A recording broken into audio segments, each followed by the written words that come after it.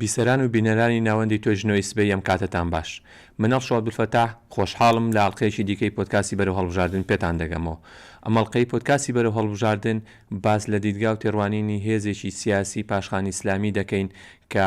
زۆر جار لە هێزە یەکەمینەکانە بۆ چێبڕچێی هێزە دەسەڵاتدارەکان لە ناوچەیەکی دیاری کراو. ئەم هێزە سیاسیە زۆر جار یەکگرتو یەک هەڵوێست و یەکدەنگ، بەڵام بڕێک جاریش دابەشبوو بۆ سەرد و ئاراستەی سیاسی. ئەم هێزە سیاسیە زۆر جار ململانێ لەگەڵ هێزەکانی هاوشێوەی خۆی و هاوڕێیانی خۆی و هاو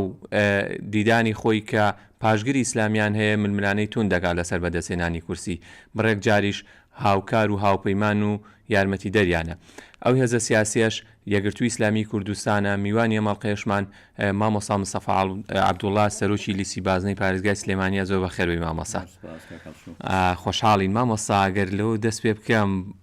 پرۆسەی چوونە ناو هەڵبژاردن و ئامادەکاری ماندووکەر بێزاکەر نییە بۆ هێزێکی سیاسی یاخود بۆ خۆت؟ خۆی پرۆسەی سیاسی لە هەرێمی کوردستان چونکە پرۆسەیەکی ناسروشتیە و ناتەبیعیە و ململانیەکان لەسەر ئەساسی پرۆژە و کەفاءەت و قەواعیدی لوعبەی سیاسی دروست و ڕێکاری یاساییەکان بەڕێوە ناچێ بە تاکید قورسە. من بەشەکەی خۆم کە سەرۆکی لیستیە گرتووم هەست دەکەم دەبێت جوهدێکی زۆر سەرف بکەم، شەوانە ڕۆژی خەریک بم، بۆیە بە تاکید پرۆسەی هەڵبژاردن ماندووبوونی تێدایە. باش مامۆستا، ئەگەر ئێمە باس لە هەڵبژاردننی پەرلەمانی کوردستان خولی داهاتوو بکەین کە بڕیارە لە 20 ئۆکتۆبەری ئەم ساڵ ئەنجام بدرێت، لە ماوەی ڕابردووە پەرلەمانی کوردستان لە 5 خولی ڕابردووە ئەتوانم بڵێم بە یەک سیستەمی ئینتیخابی بە یەک بازنەی هەڵبژاردن بەڕێوە چووە. یەکەمین جارە هەرێمی کوردستان بە فۆرمێکی ترە چێتە ئینتیخاباتێکەوە بۆ پێگەینانی یاخود متمانە وەرگرتنەوەی سە نوێنەر بە شێوەی ئەوەی کە لە یەک بازنەی هەڵبژاردنەوە دابش بێت بۆ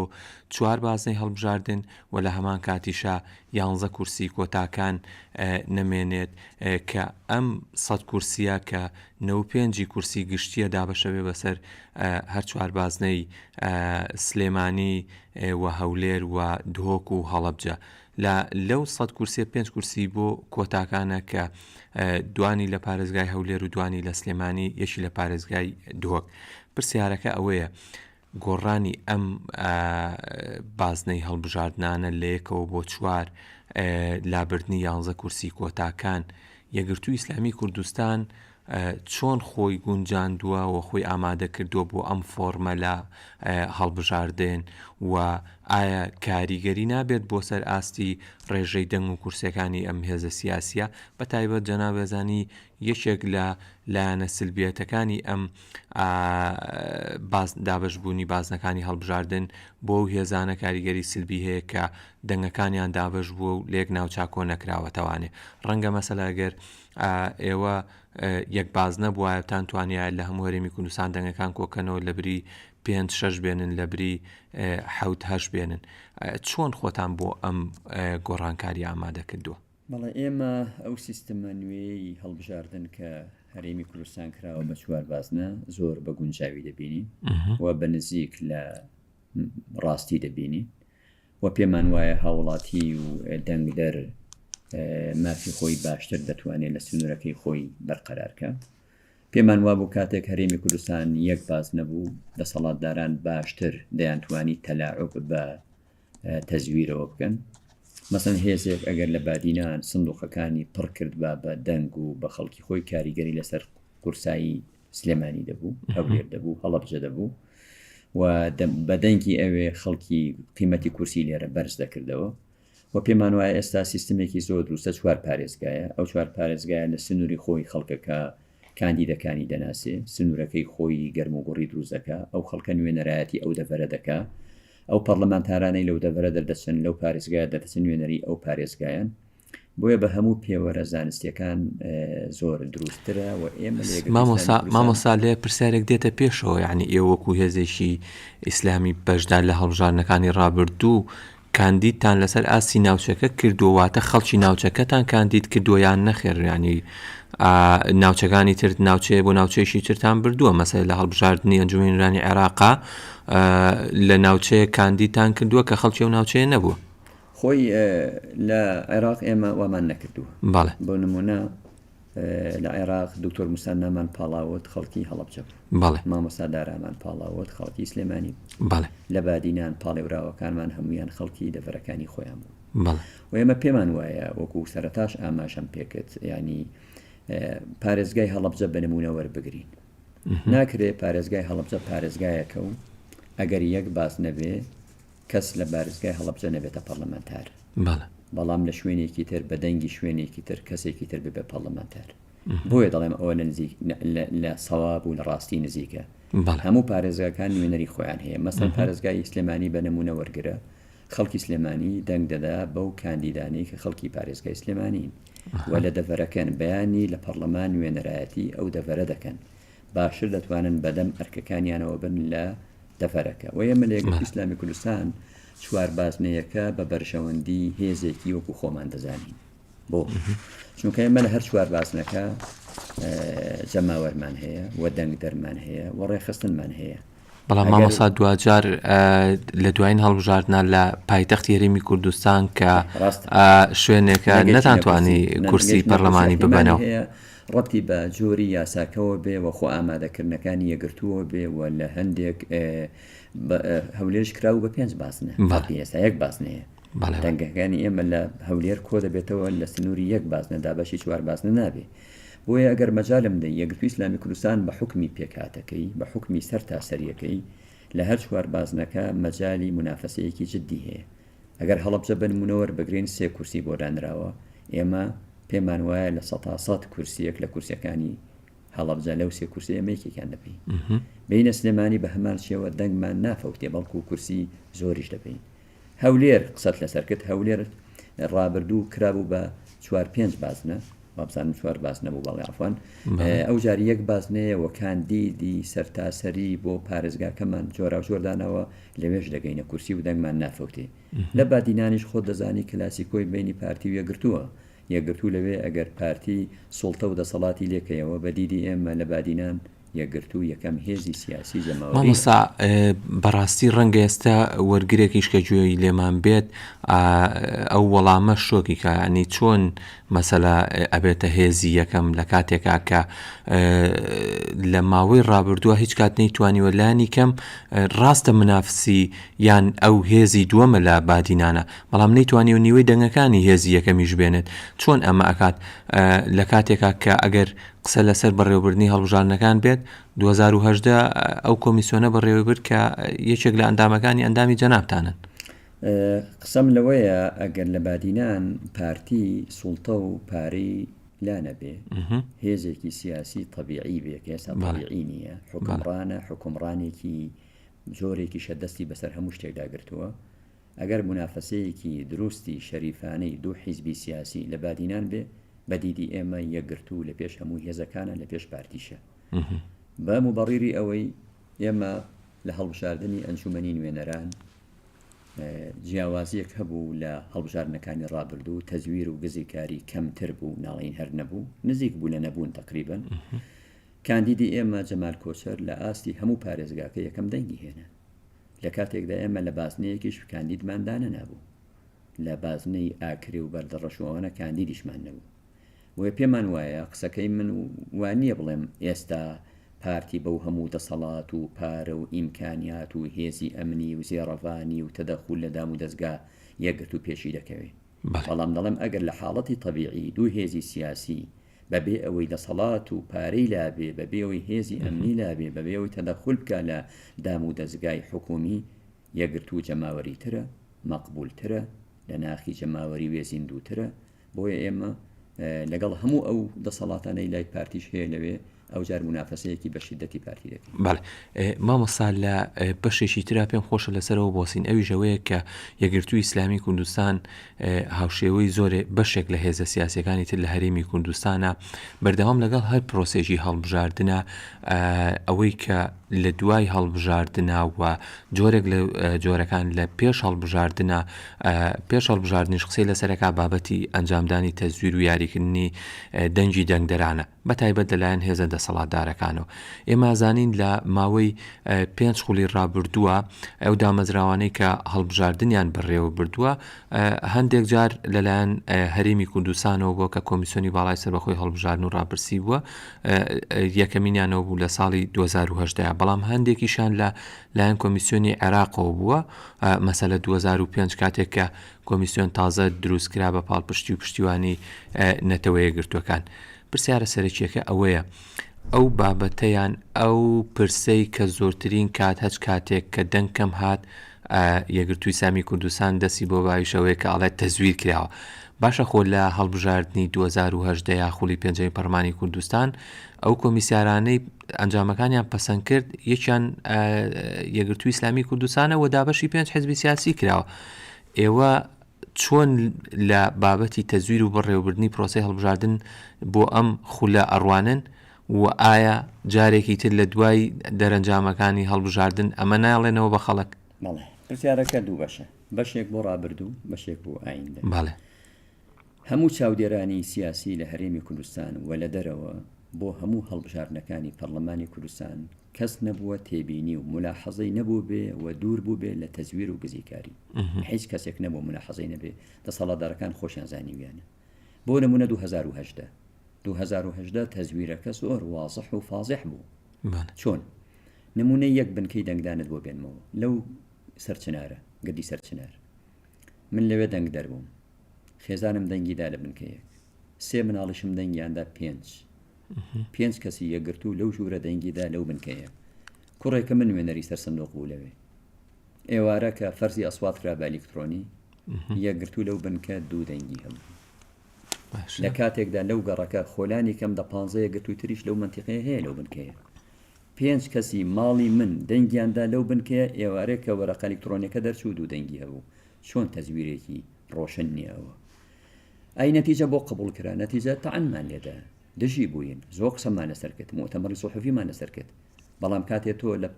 لە کۆمیسیۆن لە 11 کەس یەک کەست هەیە ئەی ناتوانی ڕای دوجار بە 5 کورسی خۆتانە و کورسەکەی بزوتنەوە چوونە ناو پەرلەمان ناکرێت نەچێ ناو پەرلەمان چونکە تۆ خەڵک دەنگی پێداوی و متمانەی پێداوی و پرۆسەکە وەکو نەتیجە ڕەت دەکەیەوە چونکە پێت وایە تەزویر کراوە. کۆمیسیۆنیش لەبەر ئەو ئێمە یەک ئەنداممان هەبووە تاعنی لێدا دژایەتی کرد ئیمزای نەکرد ڕەتی کردەوە بەڵام خۆ ناتوانانی وەڵا بڵێ من 5 پەرلەمانتارم هەیە ناچمە ناو پەرلەمانەوە بۆ وەڵام دەمە و بەشی دووەمی. یەک انتخابات لە هەرێمی کوردستاندا بەدیدی ئێمە نزیک بووە لە دووری لە تەزویر و گزیکاری 2021 ئەویش بەغدا سەرپەرشتی کرد پێم وایە زۆر ئاسان نەبوو کەس بتوانێت تاعنی لێ بدە چونکە لە یەک کاتدا شریتە ئەلکترۆنیەکە بە ئەلکترۆنی دەهات سندوقەکەش فەرزی یەدەوی دەکرا مطابق بوون. بۆیە پێمان وایە نزیکترین دروستترین انتخابات لە کوردستاندا بەڕێوە چوو بێ 2021 بوو ئەو جار پێمان وایە باش دەبێت ناڵین دوور دەبێت لە گزیکاری چونکە جارێ نەتیجەکە نبینین بەڵام بە 2-3 پێوەەر پێمان وایە باش دەبێت. یەکەم کۆمیسیۆنی بەغدا سەرپەرشتی دەکە دووەمیان فەرزی ئەسوات یەدەویشە و ئەلکترۆنیشە سێم 880,000 ناو لە ناو تۆماری دەنگدەران کە دووبارە و سێبارە و مردووە دەرهێنراوە و پێمان وایە دەسەڵاتدارانی هەرێمی کوردستان ئاسان ناتوانن تەلاعوب بە دەنگەوە بکەن بۆیە پێدەچێت انتخاباتێک بێ دوور بێ لە گزیکاری. باش مامۆستا ئەگەر حاڵەتێکی وا دووبارە بۆ ئێوە هیچ بەدیلێکی جیاوازتان پێیە بۆ ڕێگریکردن لە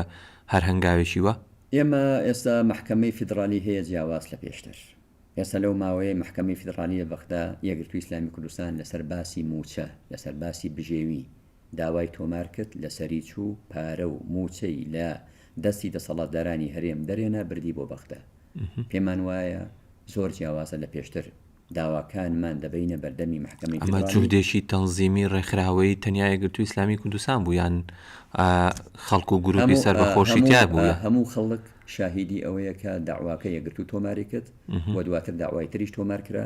محکەمە وتی ئەو داوای کە یەکەم تۆمار کراوە مادام قەزیەکان یەک قەزیان دەبێ ئەویش ملحق بکرێ بە داواکەی یەکگرتووە. بۆیە مەجوودەکە تەنها بەی خۆمان نازانین، بەڵام ئەساسیەکە گرنگەکە مبادرەکە دەست پێشخەریەکە یەکگرتوو کردی، پارێزەرەکەی کردی وە کوتلە یەکگرتوو کردی و لەسەر پێشنیاری ئەمینداری گشتی یەکگرتووش بوو. ئێمە لە ئەنجومەنی جێبەجێکردن کۆبووینەوە، وتمان نابێت تەماشاکەر و سیرکەر بین بۆ باسی موچە. ڕۆبتی بە قەواری هەرێمی کوردستانەوە نییە، دەبێت داوایەک تۆمار بکەین پارە و بژێوی لە دەستی حکومڕانە قۆڕخکارەکانی هەرێمی کوردستان دەربێنین بیبینە بەختە. باشە مامۆستا بچمە سەر بەشێکی تری ئەویشەوەیە هێز و لایەنە سیاسیەکان ئەگەر سەیری وێنە گشتیەکەی هەرێمی کوردستان کەیت بەگشتی زۆربەی هێزەکان لە ناوچەیەکی دیاریکراوە قەتیز بوون و دەنگدەرەکانیان تا ڕادەیەک ناسراون و تەنزیمین، واتە ئەو هێزانەی کە دەنگدەری بە یەکسانی و هاوتەریب لە هەموو ناوچەکانە دابش کردبێ زۆر کەمە. ئەمە تا ڕادەیەک بۆ یەکگرتووی ئیسلامی کوردستانیش ڕاست و دروستە. مەسەلا ناوچەی جێنەفوسی یەکگرتووی ئیسلامی کوردستان پارێزگای دهۆکە و پارێزگای هەڵەبجەیە بە پلەی یەک. پرسیارە سەرەکیەکە ئەوەیە ئایا ئێوە هەمان وێنەیە یاخود کارێکی واتان کردووە کە بۆ تێکشکاندنی ئەم وێنەیە کارێکی واتان کردبێ کە بتوانن دەنگەرەکانتان و دەنگەکانتان لە هەموو هەرێمی کوردستان بێت و لە سلێمانی لە هەولێر لە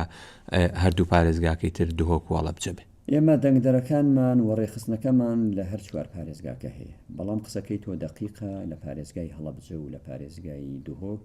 لە پێشینەین و بەهێزترین لە شوێنەکانی تر. بەڵام دەنگی یەکگرتوو لە کفریش هەیە، لە قەڵازێش هەیە، لە سۆرانیش هەیە، لە سلێمانیش هەیە، لە هەولێریش هەیە، لە هەموو شار و شارشکەیەکی کوردستان دەنگمان هەیە، بەس ڕێژەکەی تەفاوتی و گۆڕانکاری بەسەر هاتووە. بۆ ئینتیخاباتە بەرنامەیەکی وامانداناوە لە هەر چوار پارێزگاکە منافەسەیەکی بەشیددە دەکەین، ڕۆژانی دەرەنجامی ڕاگەیاندنی هەڵبژاردنەکانیش دەری دەخا کە ئێمە لە هیچ پارێزگایەک دەنگەکانمان نافەوتێ، چونکە یاساکە و جەروایە لە بازنەیەک نەگەیشتە کورسی دەنگەکەت تەحویل نابێ بۆ بازنەیەکی تر دەفەوتێ. زۆر هێست لەو ئینتیخاباتە دەنگەکانیان دەفەوتێ. هەڵەبجە بە نمونەوە بگرین 3 کورسیە، نۆ لیست منافەسە دەکەن، نۆ لیست منافەسە دەکەن. ئێمە پێمان وایە کورسی یەکەم ئێمە دەیبین، دوو کورسیەکەی تریش ماوە دوو هێزی تر دەیبن، ئێمە هەرچەندە منافەسەی کورسی دووەمیش دەکەین. بەو یانە لە هەڵەبجە کەوتوینە مەیدان کورسێکی مسۆگەر و ئیشکردن بۆ کورسی دووەمیش. بەڵام ئەگەر گریمان کورسی دووەمیشمان نەبرد، دوو کورسەکەی تر دوو هێزی تر دەیبە، ئەوە 3 هێز 6 هێز کورسێک دەنگەکانیان دەفەوتێ نایەتەوە بۆ سلێمانی و بۆ هەولێر. ئەوە لە سلێمانی بۆ ئێمە هەروایە، لە هەولێر هەروایە. هەولێر لەوانەیە بڵێ جارەکەی تر نەگەیشتنی ئینتیخابات وەکو ئاماشەم پێکرد لە دوو بازنە نوێنەرماندا نبوو، لەوانی تردامان نەنابوو، ئەو جار کاندیدی بەهێزی جۆرا و جۆرمان لە هەولێرداناوە. باشە مامۆستا دەنگدەر دابەشێک بۆ سەر چەند بازنەیەک لەوەی کە دەنگ بات. یەکێک لەوانە تەنزیمی حیزبە، یەکێک لەوانە دەنگدەری ئەوەی کە پێوتێ دەنگدەری خۆڵەمێشیە و بازنەیەکی تر دەنگدەری هێزەکانی ترە. ئێوە بە پلەی ئیمتیاز تەرکیزتان لەسەر کام بازنەیە؟ ئێمە تەرکیزمان لەسەر 3 بازنەیە. بازنەی تەنزیم و هەوادار و ئەندامی خۆمان. بەڵێ. بازنەی دووەم جەماوەرە ئیسلامیەکەی هەرێمی کوردستان کە جەماوەرێکی زۆرە و حیزبی نییە و پێمان وایە یەکگرتوو نوێنەرایەتێکی جوانی کاری ئیسلامی کردووە، لەسەر پرەنسیپە ئیسلامیەکان زۆر بەجددی کاری کردووە. سێمیان جەماوەرە خۆڵەمێشیەکە کە لە دەسەڵاتی هەرێمی کوردستان بێتاقەتە، نیگەرانە، بە گەندەڵی دەزانێت، بە قۆڕەکاری دەزانێت، پێی وایە 32 ساڵ لە ڕابردوودا 33 ساڵ لە ڕابردوودا متمانەی بەدەسەڵاتداوە و دەسەڵات نەیتوانیوە خزمەت بکە، نەیتوانیوە سیستمێکی حکومڕانی جوان بەرقەرار بکە. کاتیەوە هاتووە بەدەسەڵاتدارەکان بڵێ بەسە ئیمتیحانی خۆتاندا و سەرکەوتوو نەبوون. جەماوەرێکی زۆری ئەوە هەیە، بۆیە ئومێدمان لەسەر ئەو جەماوەرە. ئەو دەسەڵاتە ئێوەش ناگرێتەوە یەکگرتووی ئیسلامی کوردستان؟ نەخێر. یعنی لە سێ کابینە بەشدار بوون لە سێ کابینە بەشدار بووین بە وەزیرێک بە دوو وەزیر سوڵتەمان نەبووە بەشداری بووین لە بەشداریەکەش ئێمە کە ئیشمان لە بەردەم نەڕۆیشتووە سەحبمان کردەوە بۆ نمونە وەزیری کارەبا بنمونە وەربگرین ئێمە وەزیری کارەبامان کە وەرگرت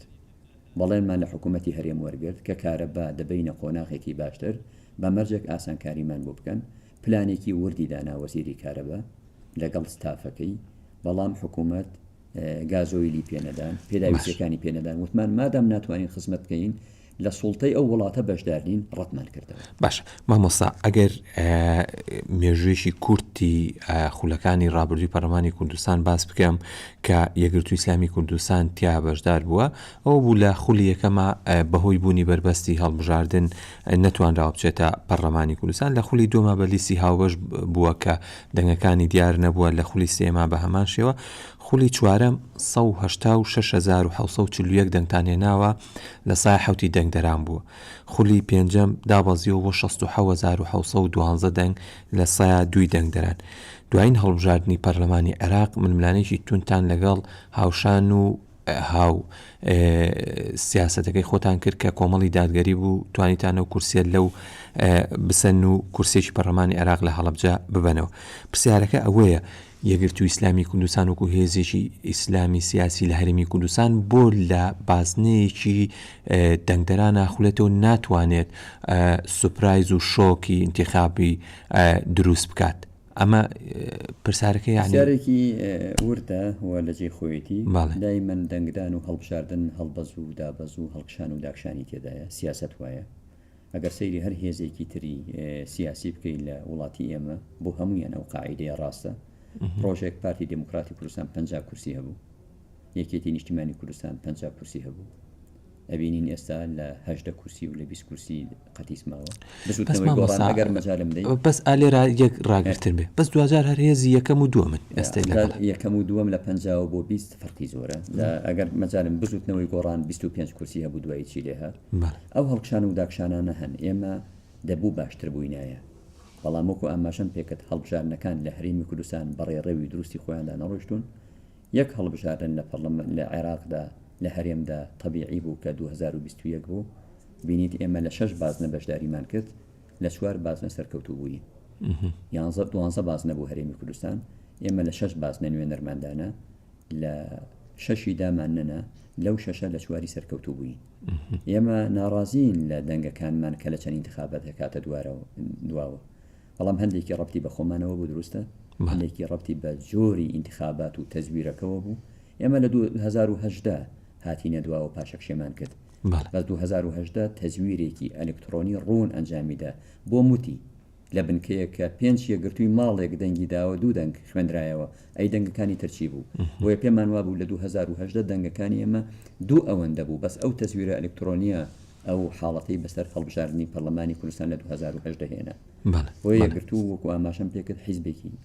سیاسیە تەواو دیدگای ڕۆشنی هەیە و پێمان وایە نوێنەرایەتێکی بەشێکی زۆری خەڵکی هەرێمی کوردستان مامۆستا ئەگەر پرسیارە بکەم گەورەترین دەرفەت لای ئێوە لەم هەڵبژاردنە چییە لە بەرامبەرا گەورەترین ئاستەنگ چییە هەرێکی بەدێڕ گەورەترین دەرفەت ئێمە توانیمان موچە و بژێوی لە هەرێمی کوردستانەوە بەرینەوە بۆ بەغدا و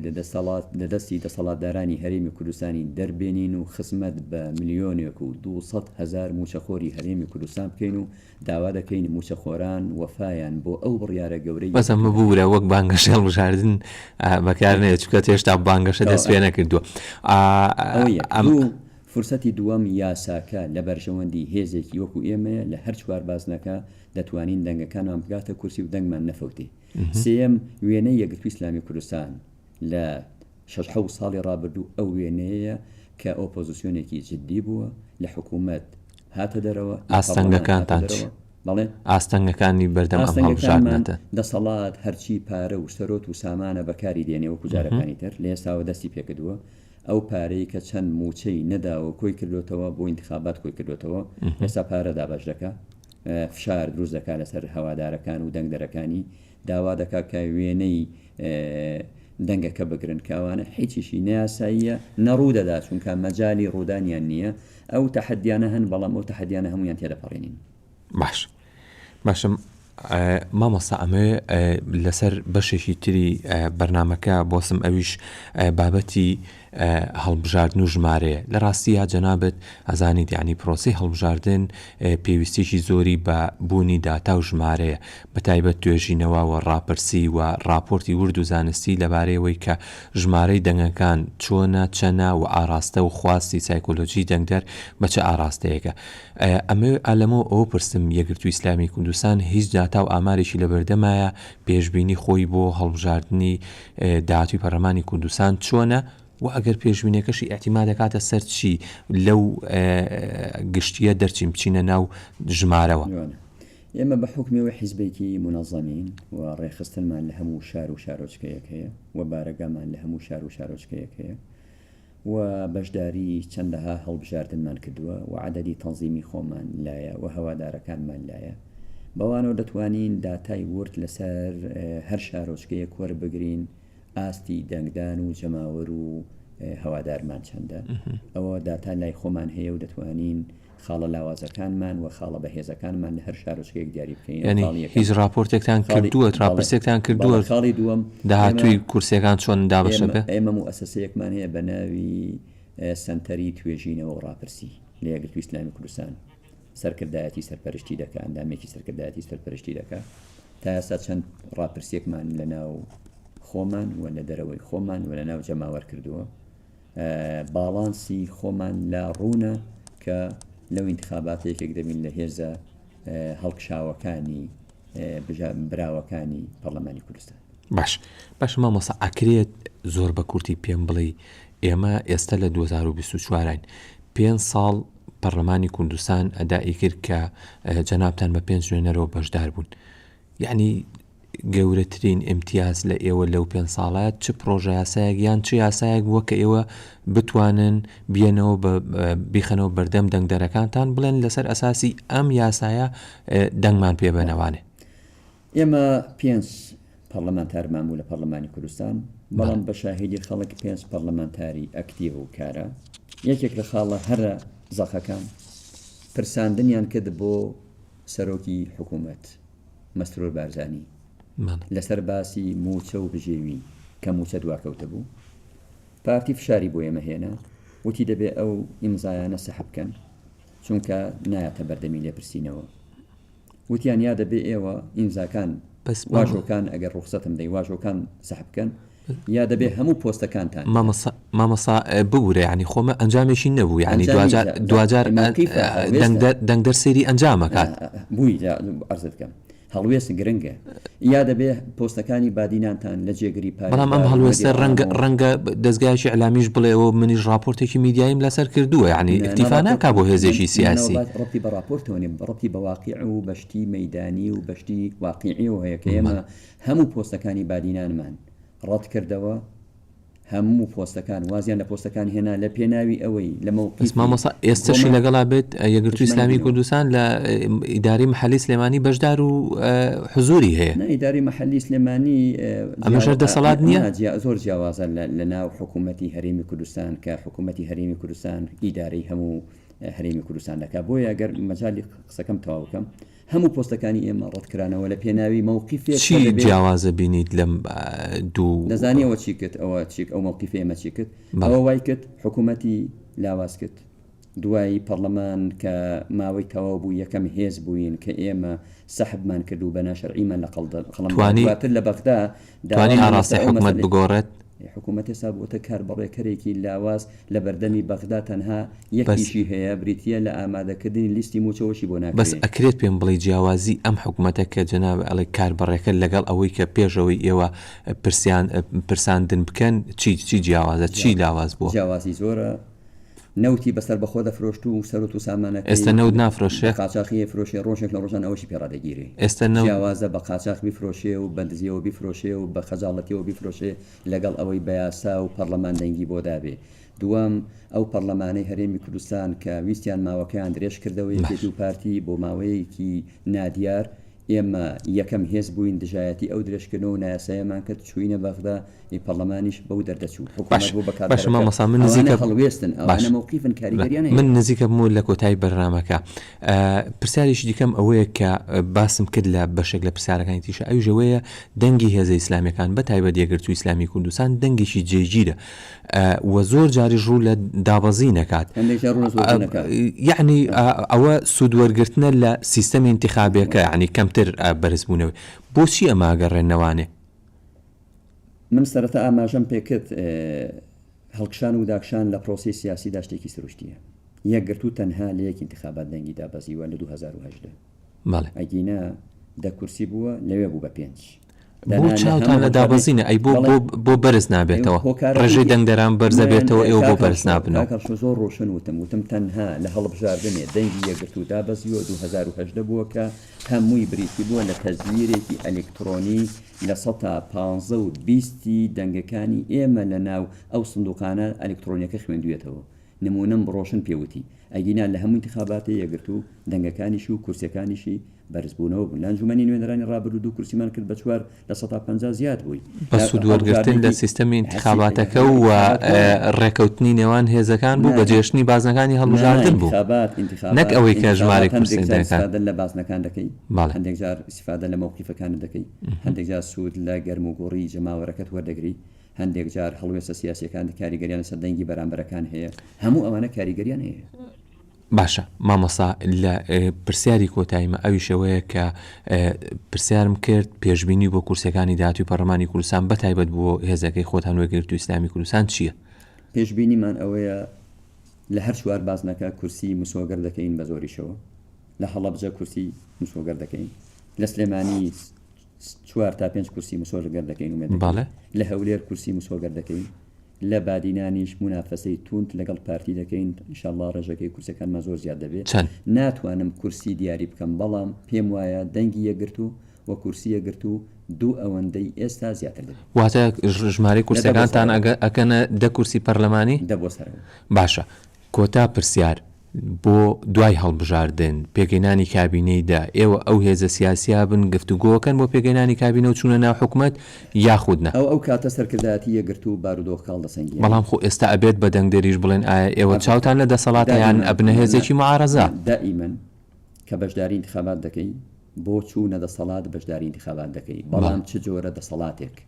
ئەو دەسەڵاتی ئێستا یەکێتی و پارتی کە بەو فۆرمە بەردەوامە یەکگرتووی ئیسلامی کوردستان دوو خولە وازی لێ هێناوە تەرکی کردووە چونکە پێی وایە ئەو حکمڕانانە فاشیلن سەقەتن ناتوانن هیچ نەگۆڕاوە باشەکەوە ئەگەر هەمان فۆرمە ئێمە خەڵکی هەرێمی کوردستان دەنگی زۆری بە ئێمەدا کورسی زۆرمان هێنا چەند هێزێکی تریش چەند کورسی یعنی بنمونە 30 کورسیمان پێ بدە بەڵێ و هەندێک هێزی تری دەرەوێکی تو پارتیش کورسی بێنن بەڵام ئێستا ئێوە لە بازنێکی وەکو سلێمانی کە 36 کورسی گشتیە 22 کاندیدانەیە چۆن یعنی دەنگدەران بتوانن 30 کورسیتان بن سلێمانی 15 کورسیمان پێ بدەن با هەڵەبجە 2 کورسیمان پێ بدەن با لە هەولێر 3-4 کورسیمان پێ بدەن با لە دووهۆک 15 کورسیمان پێ بدە خەڵکی یاریمە کوردستان بزانین چی کارکتەرێکی جدیمان ئامادە کردو بۆ حکمڕانی ئێمە لە دەسەڵات ناترسین حکوومەتداری و دەسەڵاتداری و خزمەتگوزاری بارکی خۆمان دەزانین بەڵام لەگەڵ یەکێتی و پارتی ئەگەرێکی زۆر دوورە دەستخۆش زۆر سپاس بۆ مامۆستا مستەفا عەبدوڵڵا سەرۆکی لیستی یەکگرتووی ئیسلامی کوردستان لە بازنەی سلێمانی بیسەران و بینەرانی ناوەندی توێژنەوەی سبەی تاڵقە و پۆدکاسێکی دیکە ئێوەش بە کامەرانی ئەسپێرم هەر شاد بن